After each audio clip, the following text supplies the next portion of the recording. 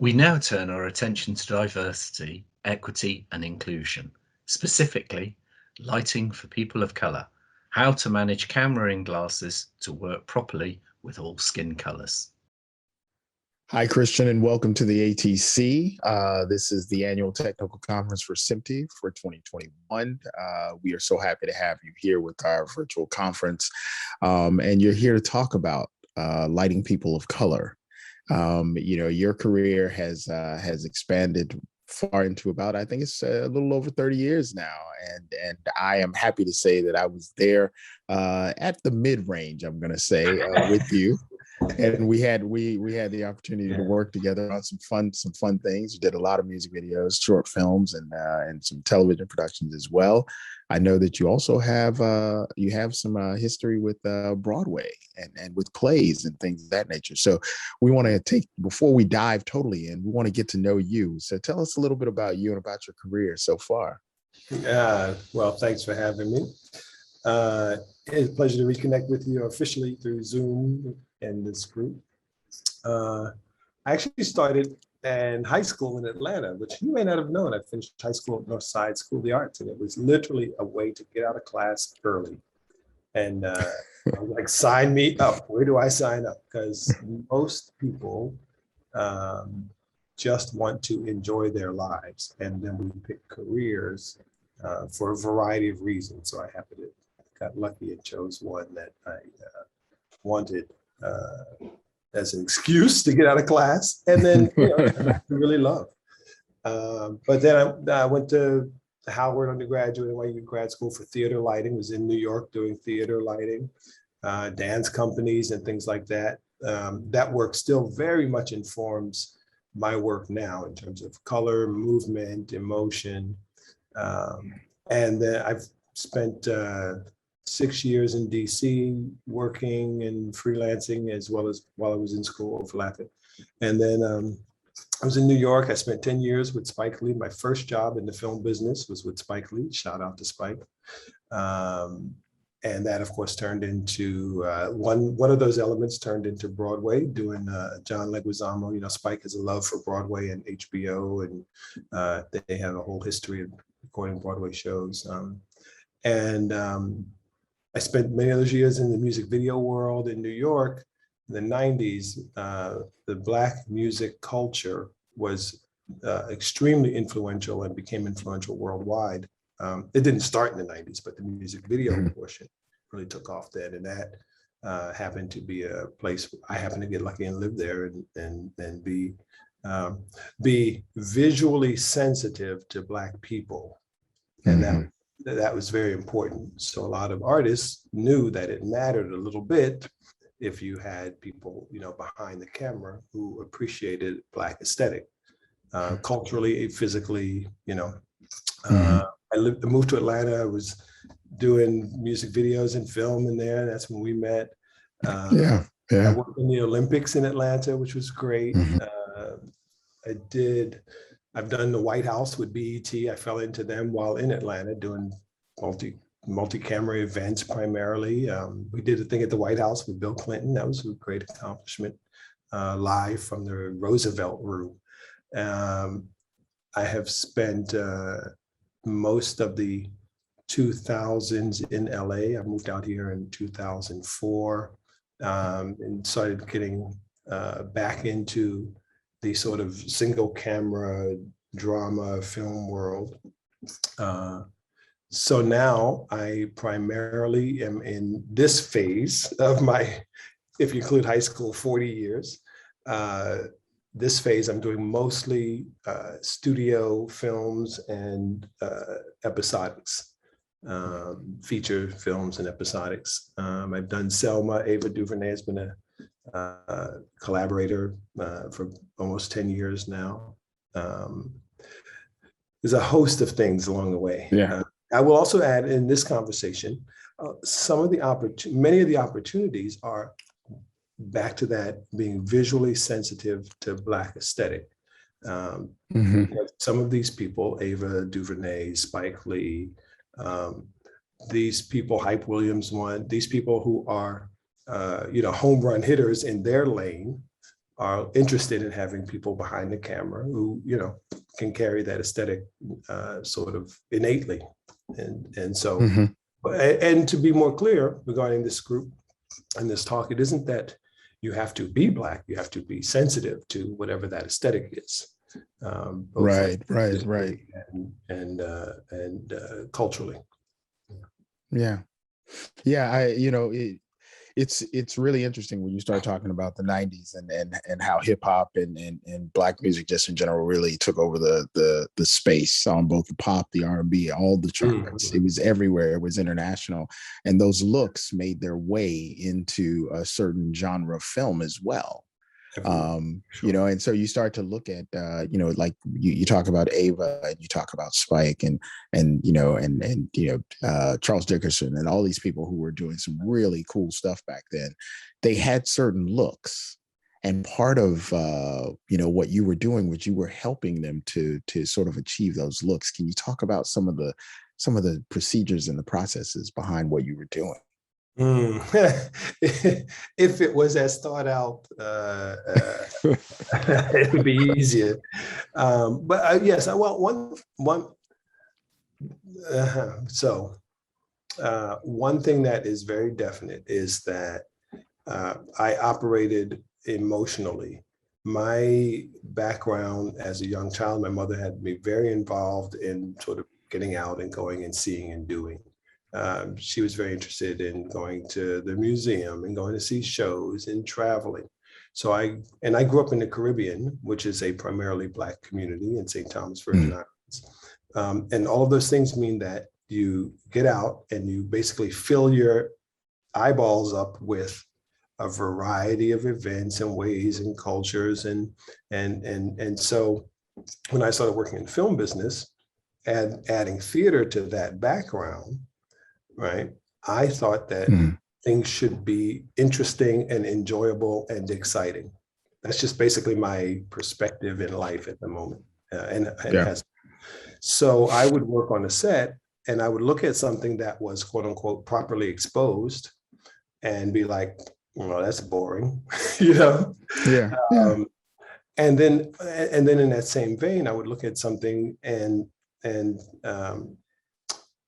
be very clued into whether or not it felt right, whether it felt right as we're doing this sort of party scene. If anybody's seen Small Acts, it's a series on Amazon that's running. That entire film felt like my childhood.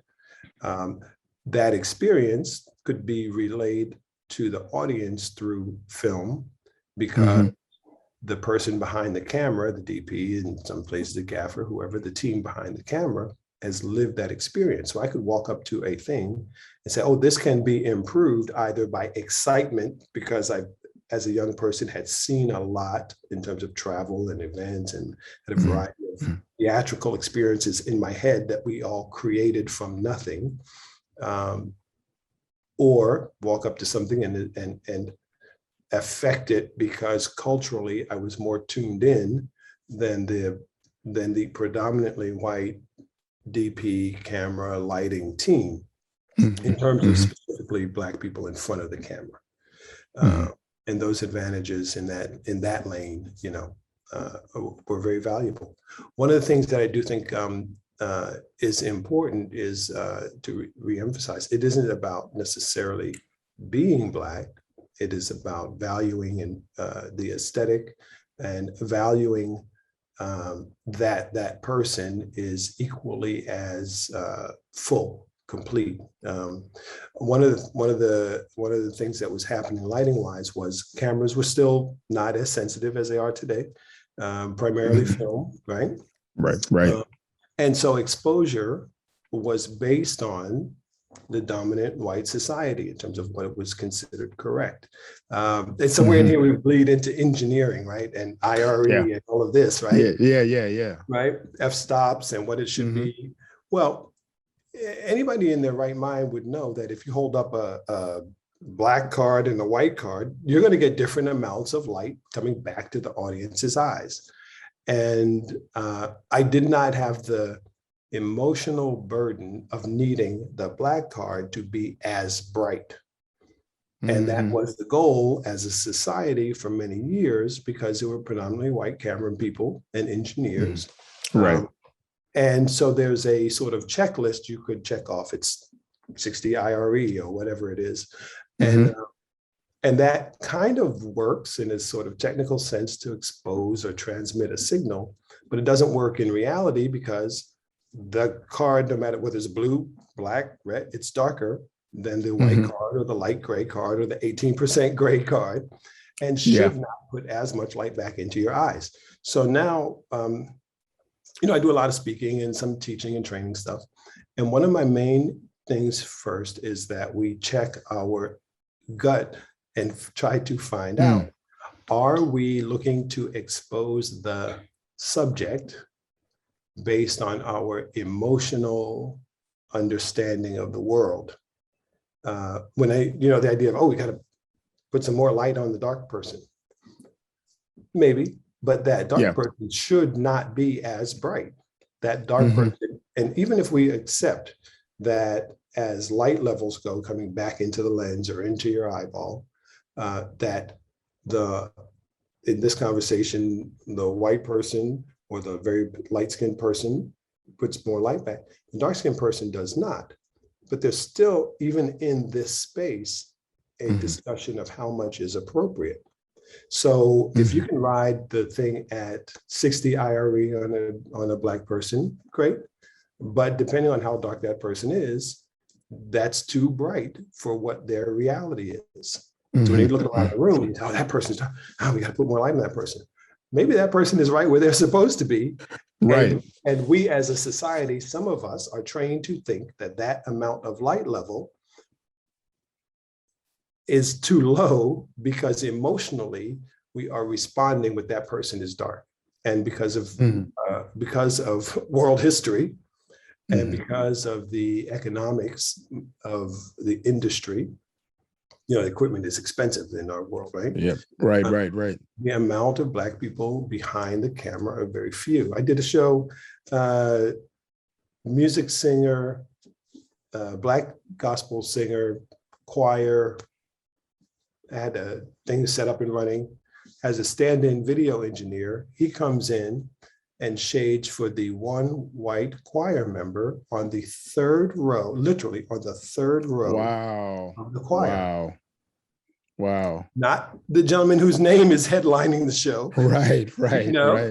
Yeah. Right? Yeah. Not the other 20, because emotionally, to him, that is correct.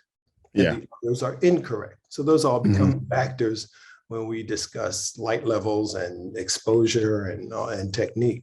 I'm happy to ride in the darker space. And coming from the theater, I don't need proper exposure emotionally, mentally, Yeah. There's also a theory for me that that the percentage of frame that is exposed properly, whatever that means in this moment, can be very small, and the rest of it can be quote unquote dark, because as a person, when you walk around at home, when you first move to some place, you don't know how to move around at night in the dark, right? To go from your bedroom to the kitchen. Right. You get it. Your memory now knows roughly where things are, right? And how that applies in my work is that I don't need to properly light the entire frame. If you get this sliver of me properly lit, right? Or you get this portion just right here, you know what's over here, right? You know what's over here. You know what's happening. So sometimes we also have a training to properly expose everything. And as humans, that's not necessary. We all have conversations with loved ones in dimly lit spaces, in dark rooms with the lights off, a little bit in restaurants where it's only half lit in the corner, riding in the car where there's only a piece of light on somebody's face at night. But we all have full conversations and interactions with people in many, many situations. And the theatrical part of me is perfectly fine with that. right? And that shows up with Black people because that part that might be properly lit, sure, but then the need to fill in overlaps with our technical training of proper exposure. So if you're comfortable with darkness here, whether it's through lighting variances or through skin variances, then you have more varieties of statements you can make aesthetically. Yeah, yeah. You avoid flat lighting. You know, you avoid sort of that it's not really overexposure, but it is sort of to me, it's just very flat exposure where everything is present, everything is in sort of in view. Yeah. If you can add a little bit of contrast, if you can add a little bit of darkness to what you're doing and bring that into the space, it does give more visual interest to what you're doing, and gets you, it gets you to that cinematic look. So it gets you to the human, emotional, dramatic, realistic to some extent, place that we all actually live. Right. That's where we actually live. Right. Yeah, the opposite of that would be some of the videos from that, some of the music videos from the 90s, where it was really high key lighting and very high light, like Hype Williams' look was really, really high lit, lots of reflective surfaces and things like that. Yes. But that also is a interesting sort of moment because Hype's vision is both. He also did very dark. He was on Belly, which literally helped shift the aesthetic of many people in many parts of the world. We started seeing national commercials imitating the look. We started seeing, TV shows out of Europe imitating the look. And still to this day, it is, it was actually at the Academy Museum here, the group that does the Oscars, right? Yeah. It was just showed at their museum here.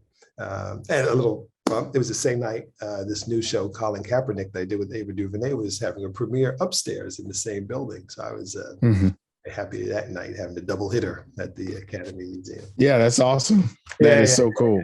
Yeah.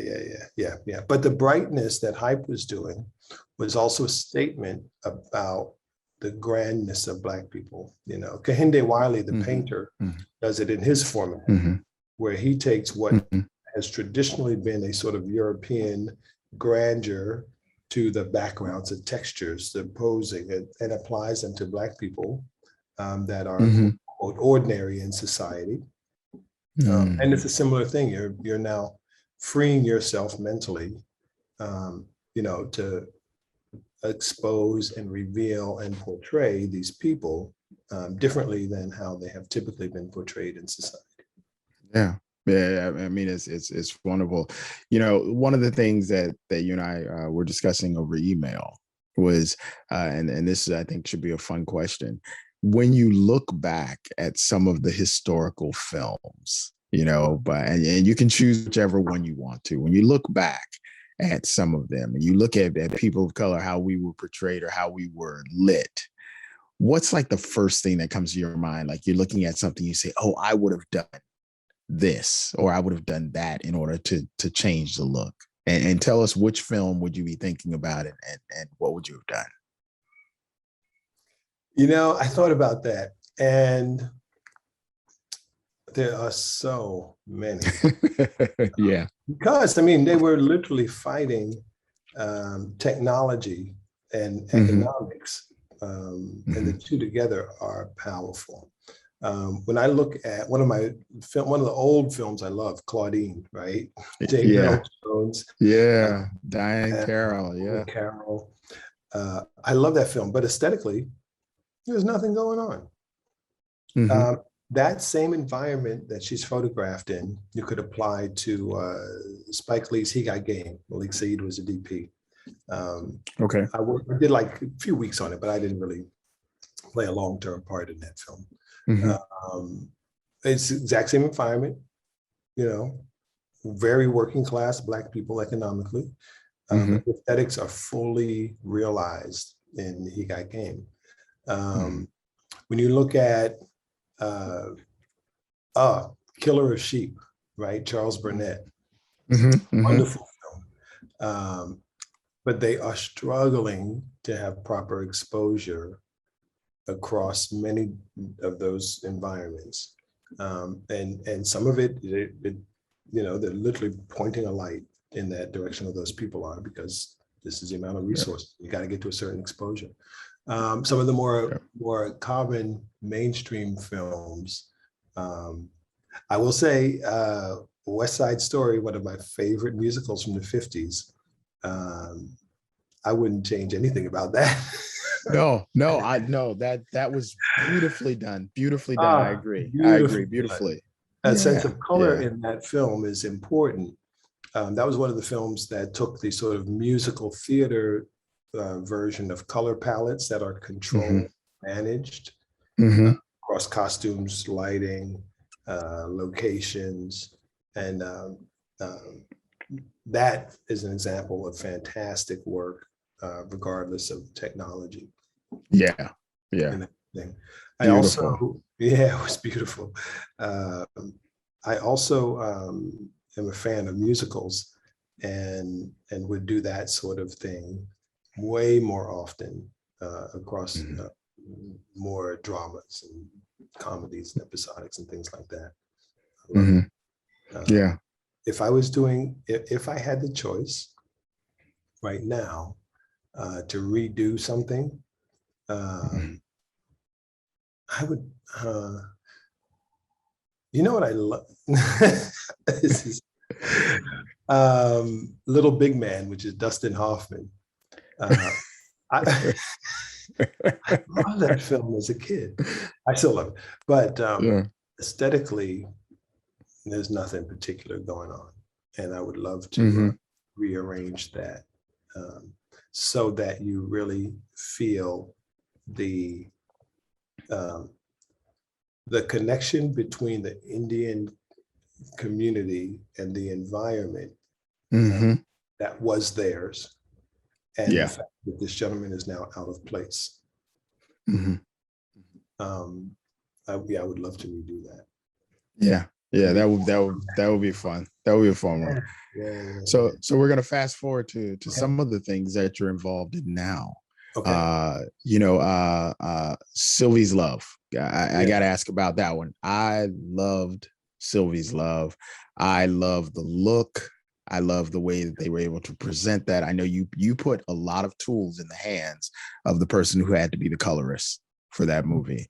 So in being able to sort of get the 60s aesthetic feel to that, and making sure that it had that Kodachrome feel to what they were doing. And then on top of that, being able to sort of light these jazz clubs and the musicians and the record store, all of these things had they each had their own sort of look, but there was a consistency through it. So how do you all like really pull that one together? Well, and I have to say, on the sort of feature film world, it's always a deep collaboration with the DP. On that one, shout out to Quinn, a very old school New York DP who is an artist to his heart. I love it. So we shot on film. Now I'm trying to remember that the one technicality. We tested on 16 and bumped up to Super 16, I believe. Okay. Whatever we did the test on, it was a little too grainy, because it was good at the moment, but we knew once it gets processed through reality, it would break down too much. So we bumped up a little bit. But we shot on Super 16, and that's an example of paying attention over decades of your life to that aesthetic and whatever else is happening over time, so that when you need it, you can pull it out of your emotional memory bank. There was a lot of the exteriors were a lot of big light far away. Technically, some of the exteriors were on Warner Brother lot, Paramount and Warner Brothers, I believe. Mm-hmm. And so we would be up on the top of a 5th floor building on the roof with a 10K and pointed way down the street. So the shadows are very hard and long. But then in that moment, you have to make sure you've chosen an angle that is flattering to the people. Right. It's not the same as film noir, but in a way it is, in that you're making the light presentational. So the aesthetic was such that it was imitating a time, recreating a time when lighting was not as refined as it is now. So we don't want to be too beautiful in that way. So you have to take something, make it less perfect. So they're walking down the street as a couple on night, and the light is, it's just like a New York townhouse sort of street, and you're 20 houses away, top floor, on the roof of a 5-story town, and it's just a little slice of light.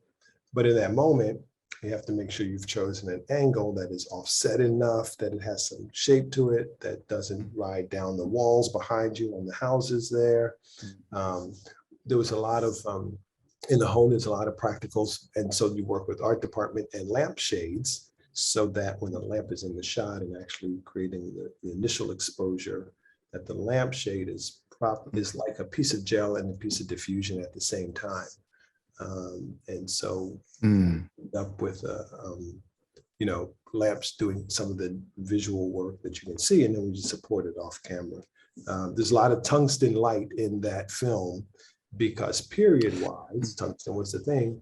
And I am right now I have a $500,000 worth of LED lights hanging in town at the studio we're working on.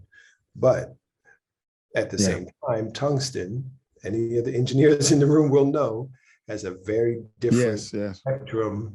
And so all humans know the difference.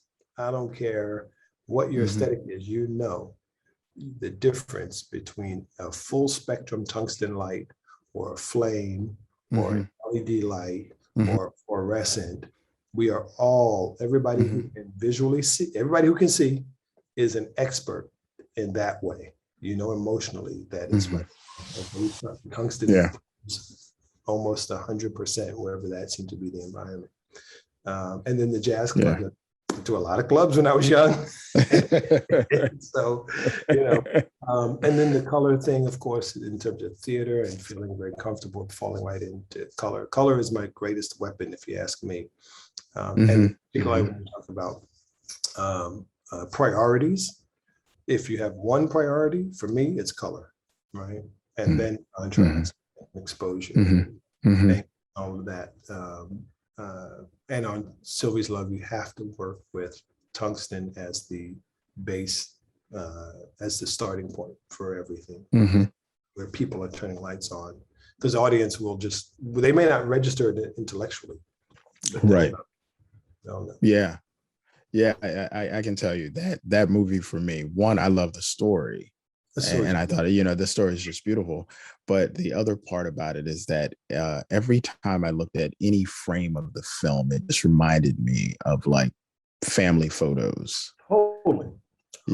It looked like the family photos from Christmases gone by when everybody got together. So they had just a really, really cool feel to it. So another one, and this one was Emmy nominated. You worked on the first episode of what was probably one of the most popular breakout films during the pandemic. The series during the pandemic with Lovecraft.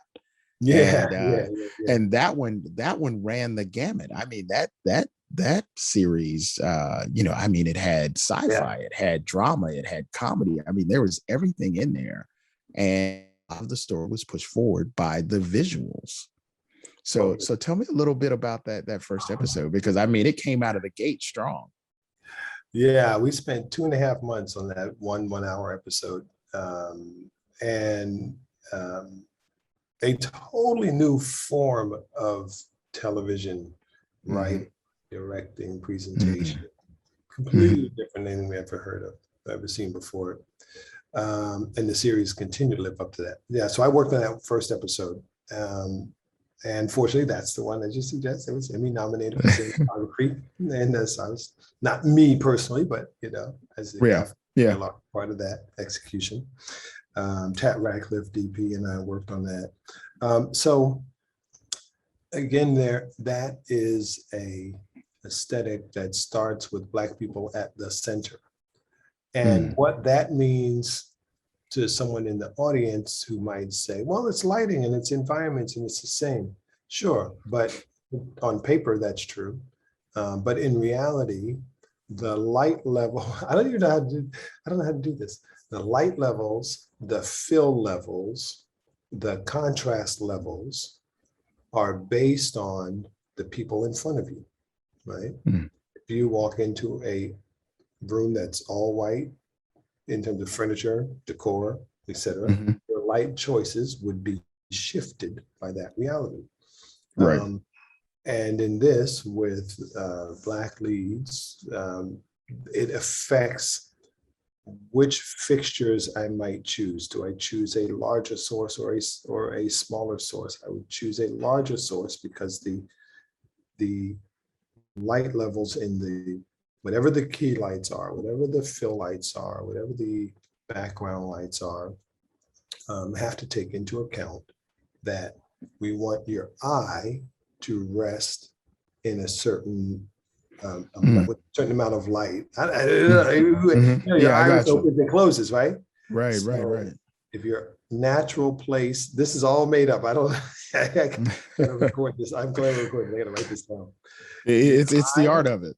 Yeah, your eye has a certain place it wants to remain as normal, I guess, open, closed, whatever. It's the combination of things in front of you, so you're not squinting or anyway, Yeah. And so I guess subconsciously you're filling in and sources and more angles or more fill or larger sources or softer sources or smaller sources or harder sources with some of these things in mind. I have recently developed this theory for myself about that, and I don't quite have the technical. I should work with somebody in your organization to sort of chart out what that might be. But everything has a range of exposure and contrast. And so you're working with how much fill light is inherently in the room, how much fill light is in from based on what you did as a key light, how much based on the wall color, a room with this wall color is going to be different than a room with that wall color, et cetera. But and there was a lot of work in the woods. Oh my God. Yes, there was. Yeah.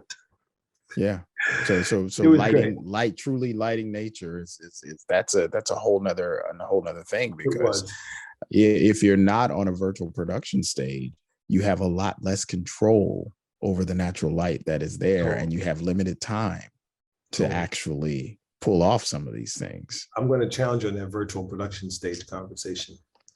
Yeah. I dare say to all the virtual production people in the room, there's all these conversations going around about, oh, you can do anything. Oh, you can put a light source in the wall. You cannot. Sue me, run me out of the business. You cannot. You can put a flat source. You can put a flat source of light that goes everywhere on the wall. You can't put on the wall is an 18K that projects out to the person, the same way as you can put a 5K Fresnel that projects out to the person, the same way as you can put a KinoFlow old school fluorescent that projects. The virtual walls are being sold to producers as, oh, you don't need lights because you can just put it in the wall. You cannot. It's not true. Okay. All the virtual reality video wall people in the audience will probably hit me in the head with a stick when this is over. It is a oversimplification of what a lighting source does, right? Yeah, well, maybe Just imagine, they'll end up hired. They'll They'll hire you. No, because it's limited. It's extremely Yeah. limited. What it is a two-dimensional with a single source type and no reflector and no modifier in front of it. Hmm. That is of a prescribed distance from the talent. Hmm. What we do in live lighting is we choose, is it a tungsten Fresnel? Is it an HMI? Is it a fluorescent tube? Is it 3 feet away? Is it 10 feet away? Does it pass through a reflector? Is it a par bulb? Does it have barn doors on it? Is it has a CTO in front of it? Now, the CTO part, they can mostly accomplish, but even then it's from an LED wall, which is not going to have the same spectrum filtering as actual gel. Mm-hmm. So there's a technicality there that I dare say is being oversold, and producers are buying it because it sounds like, honey in their ear that, oh, we don't. You're right. Sounds like savings. Sounds like savings. Yeah. So Christian, I would love to work with engineers in this environment in your region. I am going to take a couple of action items from this conversation. Okay. We're going to get together and we're going to work on your theory.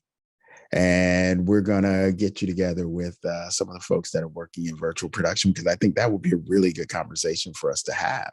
I would love to talk about it. I think that would be really, really great. So I want to thank you so much for taking the time with us today to walk us through your process and to talk about something that we all see, but we've never really had a conversation about how do we get there and how do we move beyond balancing for the majority and actually looking at how we're balancing for, what really is the majority, which is all people, all ethnicities, and all skin tones, and making sure that they're represented equally. So thank you so much. What's beautiful about this conversation is it is becoming old news. Yes. Young people who are 15 and 25 have grown up in a very different world, and thanks to social media, are way more exposed to everyone. Yep. So soon these conversations will just die out.